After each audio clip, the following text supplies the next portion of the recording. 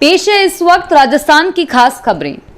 जयपुर हवाई अड्डे से 25 मई से कई घरेलू उड़ानें शुरू होने की उम्मीद, तैयारियां शुरू।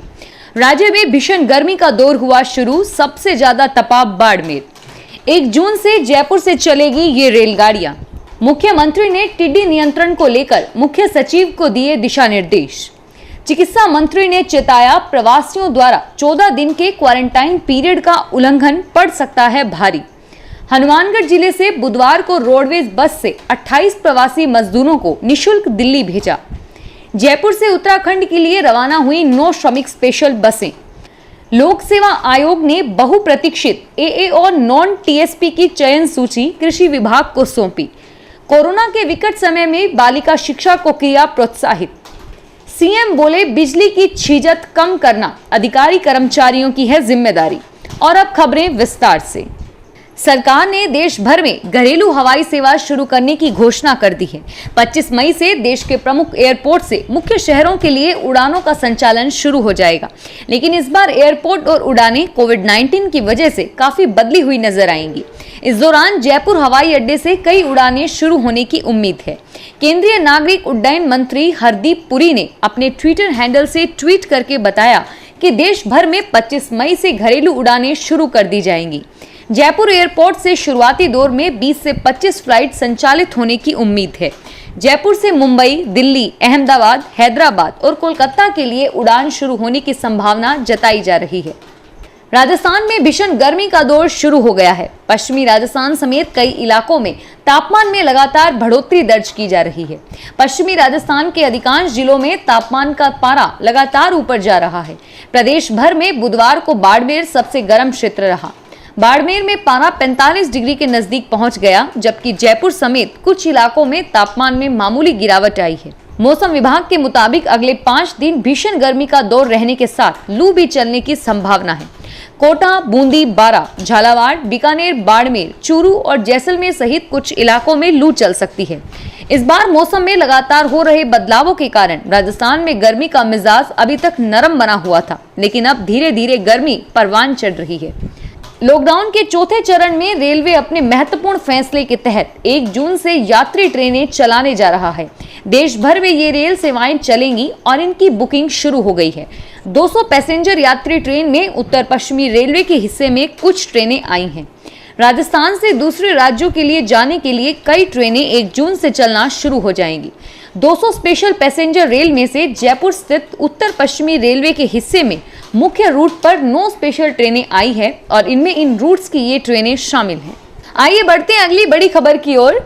मुख्यमंत्री अशोक गहलोत ने प्रदेश में टिड्डी के बढ़ते प्रकोप को देखते हुए मुख्य सचिव DB गुप्ता को निर्देश दिए कि इस संबंध में प्रभावी कार्य योजना तैयार की जाए। उन्होंने चिंता व्यक्त करते हुए कहा कि विगत वर्ष भी टिड्डी के कारण किसानों को काफी नुकसान उठाना पड़ा था और इस बार टिड्डी के प्रकोप कम करने के लिए ठोस कदम उठाए गए। गहलोत ने निर्देश दिए कि 11 जिलों में प्रवासी श्रमिकों के अधिक आगमन के कारण पैदा हुई स्थितियों की समीक्षा के लिए लगाए गए प्रभारी अधिकारी टिड्डी आक्रमण को लेकर भी चर्चा करें। चिकित्सा एवं स्वास्थ्य मंत्री डॉक्टर रघु शर्मा ने कहा कि प्रदेश के गांव ढाणियों तक कोरोना के बढ़ते कदमों को रोकने के लिए प्रवासियों को क्वारंटाइन में 14 दिन बिताना अनिवार्य है। इस पीरियड का उल्लंघन स्वयं अपने परिवार, गांव, समाज, राज्य और राष्ट्र के लिए घातक हो सकता है। चिकित्सा मंत्री ने कहा कि कोरोना के संक्रमण की रोकथाम के लिए सरकार सजग है, सतर्क है। यदि बाहर से आने वाला हर व्यक्ति अनुशासित तौर पर खुद को क्वारंटाइन में रखना सुनिश्चित करता है तो कोरोना के कुचक्र को रोका जा सकता है। राजस्थान सरकार के निर्देशानुसार हनुमानगढ़ जिले से प्रवासी मजदूरों को भेजने का सिलसिला जारी है। जिला कलेक्टर जाकिर हुसैन ने बताया कि बुधवार को रोडवेज बस द्वारा कुल 28 प्रवासी मजदूरों को हनुमानगढ़ जिले से निशुल्क दिल्ली भेजा गया, जिसमें नौहर से 22 और हनुमानगढ़ से 6 लोग शामिल हैं। गुरुवार को कुल 245 लोगों को पश्चिमी बंगाल भेजने का प्लान है और इसके लिए राज्य सरकार से बसों के लिए अनुमति मांगी गई है। अनुमति मिलते ही बसों को पश्चिम बंगाल के लिए रवाना कर दिया जाएगा। अगली बड़ी खबर आ रही है जयपुर जिले से। राज्य सरकार के विभिन्न जिलों में फंसे श्रमिक कामगारों को देश में उनके गंतव्य राज्यों तक पहुंचाने की कड़ी के अंतर्गत बुधवार सांय राजस्थान रोडवेज की 9 श्रमिक स्पेशल बसों से 285 श्रमिकों को उत्तराखंड राज्य के हरिद्वार जिले के लिए रवाना किया गया।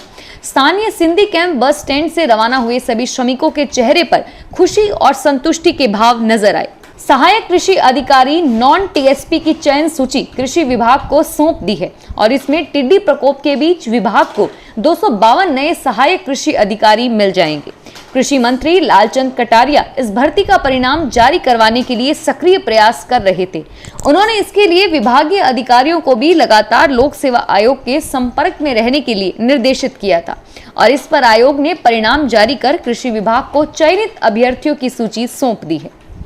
राजस्थान में बालिका शिक्षा को बढ़ावा देने के लिए गार्गी व बालिका शिक्षा प्रोत्साहन योजना के अंतर्गत शिक्षा राज्य मंत्री गोविंद सिंह डोटासरा ने राज्य की 1,02,624 बालिकाओं को 42,178 करोड़ रुपए की राशि उनके खातों में स्थानांतरण करने के निर्देश दिए हैं और उनके निर्देश पर बैंक द्वारा बालिकाओं के खातों में उनकी पात्रता अनुसार राशि स्थानांतरित किए जाने की शुरुआत भी की है।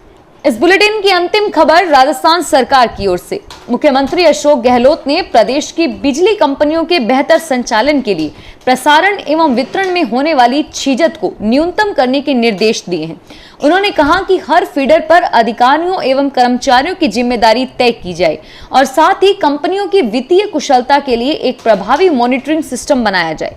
गहलोत बुधवार शाम को मुख्यमंत्री निवास से वीडियो कॉन्फ्रेंसिंग के जरिए बिजली कंपनियों की समीक्षा कर रहे थे। उन्होंने कहा कि छीजत के कारण बिजली कंपनियों को बड़ा नुकसान होता है और यह घाटा बकर कंपनियों को आर्थिक दबाव में ला देता है। फिलहाल इस बुलेटिन में इतना ही और फिर हाजिर होंगे कुछ बड़ी खबरों के साथ। एसबीटी न्यूज के वीडियो देखने के लिए हमारे चैनल को सब्सक्राइब करें और नोटिफिकेशन पाने के लिए बेल आइकन पर क्लिक करें। धन्यवाद।